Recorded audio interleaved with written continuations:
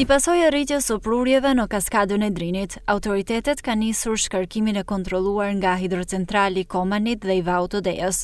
Aktualisht nga këto vepra energjetike, po shkarkohet një sasi për rreth 900 metër kub ujë në sekond, përveç sasisë që shfrytëzohet për prodhimin e energjisë elektrike.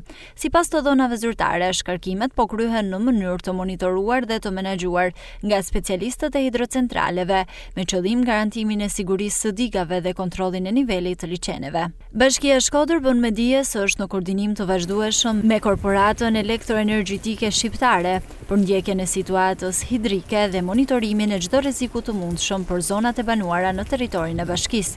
Deri në këtë moment nuk raportohet për problematika apo rrezik për përmbytje.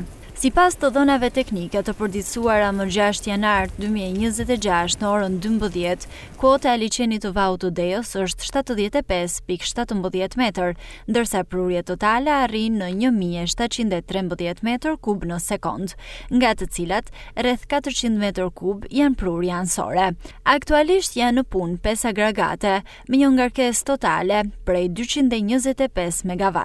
Shkarkimi për turbinat është 525 metër kub në sekond, ndërsa nga portat 900 metra kub, duke e quar shkarkimin total në 1425 metra kub në sekond.